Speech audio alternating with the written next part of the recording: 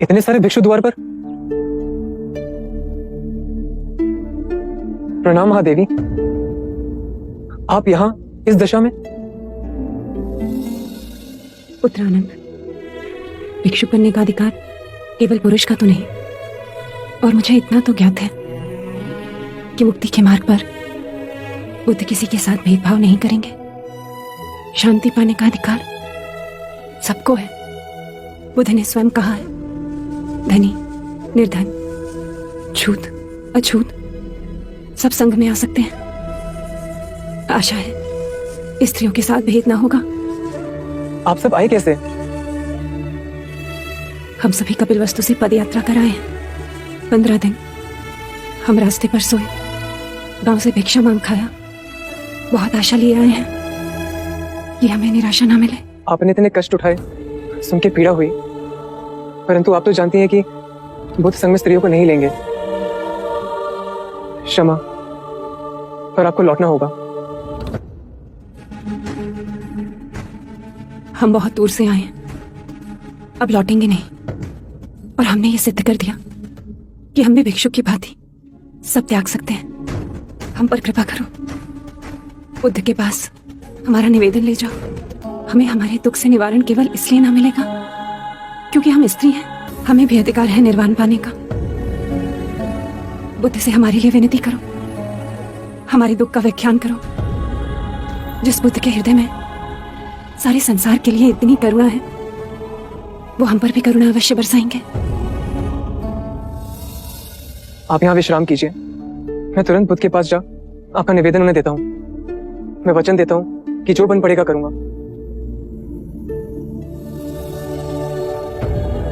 मन में कोई द्वंद्व उठा है आनंद? एक प्रश्न है, क्या स्त्रियों में भी क्षमता है कि वो साधना कर सके, समाधि पा सके, अरिहंत बन सके? कोई संदेह नहीं, स्त्रियों में महान शक्ति। तो संघ के द्वार स्त्रियों के लिए क्यों बंद हैं? शाक्य मुनि, महादेवी प्रजापति अपना सब त्याग कर, गेरुआ धारण कर कपिलवस्तु से पैदल चल आपके पास आई हैं। उनके पांव रक्त से लथपथ, छाले पड़े हुए हैं। ये सिद्ध कर कि जितनी यातना पुरुष झेल सकता है उतनी स्त्री भी झेल सकती है। आंखों में केवल एक ही आशा लिए और हाथ विनती से जोड़े कि उन जैसी स्त्रियों को आप दिशा दिखाएंगे। उन्होंने कहा है कि स्त्रियां पूर्ण जीव हैं, उन्हें भी अधिकार है मुक्ति पाने का। हे करुणा निधान, अपनी कृपा का हाथ उन दुखियारियों पर रखिए। सरिपुत्र, अनिरुद्ध, मोगलाना और महाकश्यप को बुलाइए। आप सबने जो 8 नियम बनाए हैं उससे मैं सहमत हूं। आनंद, तुम जाकर इन नियमों की जानकारी दे दो। यदि आप स्वयं आए तो माता प्रजापति को प्रसन्नता होगी।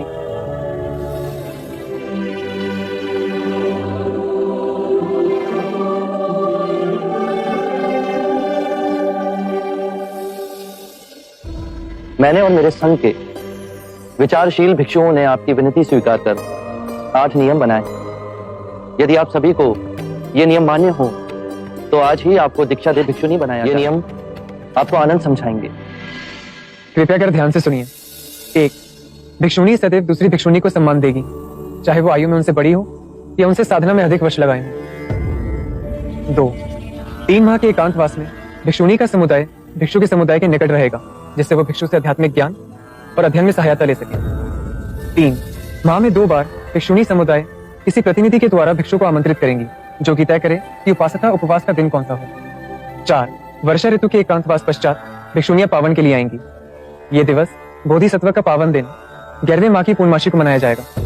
इस दिन कोई भी वाद विवाद जो दुर्भाग्य से उठ खड़ा हुआ हो उसका निवारण होगा। इस पावन दिवस भिक्षुणियां अपने आत्म मार्ग के अभ्यास का लेखा जोखा भिक्षुणियों के समक्ष नहीं अपितु भिक्षु के समक्ष भी रखेंगी। 5, यदि किसी भी भिक्षुणी ने किसी भी नियम का उल्लंघन किया हो तो उसे भिक्षु और भिक्षुणियों के समक्ष स्वीकारना होगा।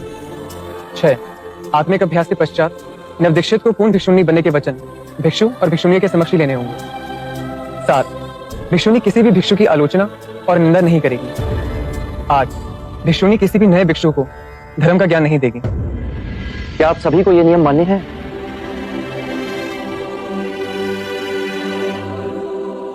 हाँ, हमें ये सारे नियम मान्य हैं और हम अंतर मन से इन नियमों का पालन करेंगे। आप बस हमें दीक्षा दे दें। आप सभी भोजन और स्नान करके आइए, आज ही आपको दीक्षा दी जाएगी।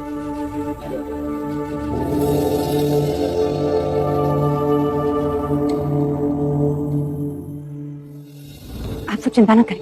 ये नियम इसलिए बनाए गए हैं ताकि संघ के संचालन में कोई बाधा ना हो, कोई उपद्रव खड़ा ना हो। इन नियमों का पालन कर हम आध्यात्मिक पथ पर आगे बढ़ेंगे। स्त्रियों को आज तक जिस मुक्ति से वंचित रखा गया वो आज हमें मिलने जा रही है। बुद्ध के इस कदम से हम सभी को मोक्ष में पुरुष के बराबर का हिस्सा मिलेगा।